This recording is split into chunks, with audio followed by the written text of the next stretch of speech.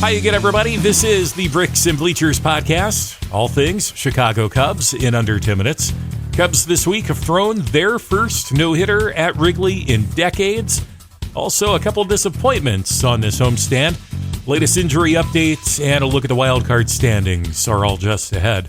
The Chicago Cubs have baseball's most recent no-hitter, a combined no-hitter with Shota Imanaga, Nate Pearson, and Porter Hodge, holding the Pittsburgh Pirates hitless on Wednesday night. It's the fourth no-hitter thrown this year in Major League Baseball, the first combined no-hitter of the season. Shota Imanaga looked great over 7 innings, and the crowd at Wrigley was upset, as you can imagine, when it became apparent he was not coming back for the 8th inning. I was upset too. He looked so good. 95 pitches over the 7 innings, and that number would have been much lower if not for 3 errors by Isaac Paredes. Pearson and Hodge looked pretty good coming out of the bullpen. First Cubs no-hitter since June 2021 in Los Angeles against the Dodgers. If I recall correctly, I think the Cubs had that no-hitter, and then they dropped the next 10, 11, maybe even 12 games. Whatever that count was, let's hope it does not replicate here in 2024. That was painful. Zach Davies, Ryan Tepera, Andrew Chafin, and Craig Kimbrell combined for the no-no back in 21. Wednesday's no-hitter, the 18th in Cubs history and the first thrown by the Cubs at Wrigley since 1972 and Milt Pappas. Aside from not giving up a hit Wednesday night, Cubs put up 12 runs to close out a disappointing series with the Pittsburgh Pirates. Cubs won 3 games in Pittsburgh last week, scoring 41 times in that series. And it looked like Monday night was going to be yet another Cubs win. Jamison Tyone with 7 scoreless innings left the game with a 3-0 lead. In comes Jorge Lopez, and he did not look good. By far his worst outing with the Cubs, giving up 4 runs in the 8th inning. Newly acquired reliever Sean Armstrong gave up an additional run in the 9th, and the Pirates steal Monday night's game 5-3. Cubs offense was ice cold Tuesday night, a 5-0 Pirates win. Justin Steele, originally scheduled to start Tuesday night, and we learned after Monday night's loss, that's when we found out that Steele would not be taking the mound Tuesday night. So that was a tough hour or so, seeing that 8th inning collapse and then finding out the Steele injury news. Kyle Hendricks, though, looked good in his place Tuesday night. But again, you're not going to win when you don't score. So following being swept in Cleveland in mid-August, the Cubs have made quite a run. 13-5, the record during that stretch, taking 2 of 3 against Toronto, Detroit, Miami, then sweeping 3 against Pittsburgh and doing it again in Washington. So dropping 2 of 3 against Pittsburgh at Wrigley stands out. Cubs, though, not making up much ground in their postseason chase, despite being hot the last several weeks. They sit 4 games back heading into play today. Braves and Mets are tied for the 3rd National League wildcard spot. At one point, Cubs were just 3 games back. That was after Sunday night. 3 back with 4 weeks to go. I thought it looked pretty good for the Cubs. Now sitting 4 back with just over 3 weeks to go. That window of opportunity is a tiny one, but it does remain open. Cubs host the Yankees this weekend and travel to Los Angeles for a 3-game set with the Dodgers. More on this weekend's series coming up. Now, I mentioned Justin Steele missed Tuesday night's start. He has since been put on the IL with elbow tendonitis. Craig Counsell is hopeful that Steele will return to the Cubs this season. Jorge Lopez to the IL with a groin strain. He has not looked right in his appearances the last week and a half or so. Jack Neely and Trey Winginter were recalled from Iowa to join the Cubs bullpen. Neely recently had a couple appearances with the Chicago Ball Club, making his MLB debut a couple weeks ago. Winginter, recently acquired by the Cubs a couple weeks ago.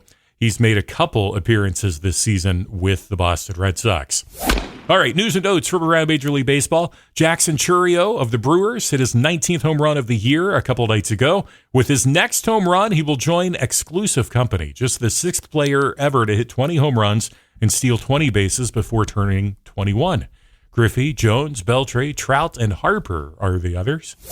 Matt Chapman was one of the big names in last season's free agent class. He eventually signed with the Giants and has had a phenomenal 2024. it's finally earned him that big contract he was seeking in the offseason. The Giants Wednesday night announcing they have signed him to a 6-year, $151 million extension. Padres, Luis Arraez is in the middle of quite a streak. 101 plate appearances without a strikeout. That dates back to August 10. It's the longest stretch without a strikeout in MLB since Mookie Betts in late 2016, early 2017. Longest such streak in a single season since Jeff Keppinger in 2010. And the Chicago White Sox recorded their 32nd win of the season in Baltimore Wednesday night. By comparison, the O's recorded their 32nd win on May 25. Phils, Yankees, and Dodgers all had 32 wins before May 20th. It has been a nightmare of a season for the White Sox. Now let's get back to the Chicago Cubs. It is a tough week ahead, perhaps the toughest week of the entire season. The New York Yankees at Wrigley Field this weekend before a road trip to Los Angeles and the Dodgers. It's Luis Gil and Jordan Wicks this afternoon, 2:20 Eastern at Wrigley Field. Gil has had a good year, especially the first half of this season. More recently, it's been a struggle and injuries as well. 12-6 on the year. Jordan Wicks is 2-2 for the season after recording the win in Washington on Sunday, his first start since mid-June. Clark Schmidt and Javier Assad, the starters on Saturday, then Garrett Cole and Jamison Tyone on Sunday. All three games start at 2:20 Eastern. If you don't have Marquee Sports Network, you can catch today and tomorrow on MLB Network. Yankees lineup is a tough one. Judge and Soto especially, they're both having mammoth seasons. Gil and Schmidt, however, are both coming off recent injuries, so the Cubs may catch a break from a timing perspective. Speaking of returning from injury, Anthony Rizzo activated by the Yankees this week, coming off the IL. And this series will be Rizzo's first appearance at Wrigley Field since being traded away at the 2021 trade deadline. So 22 games remain for the Chicago Cubs, 72-68 the record coming into Friday's play. As mentioned in prior episodes, Cubs essentially have to win 2 of every 3 at a minimum the rest of the season, plus get help from other teams. Having to leapfrog both the Braves and Mets, perhaps it was from seeing them in person last weekend, but I felt pretty good about the Cubs' chances Sunday night when they were just 3 games back. But now, 4 games out with 22 games to go, it is a pretty steep climb, even if you are the biggest optimist. But we'll see how it plays out. Nonetheless, pretty exciting finish to this season with Dansby Swanson, Pete Crow Armstrong, and Miguel Amaya all turning in really great performances over the last month. Last several weeks have all looked really good, and this late season push would not happen without the strength of the 7, 8, 9 spots in the order.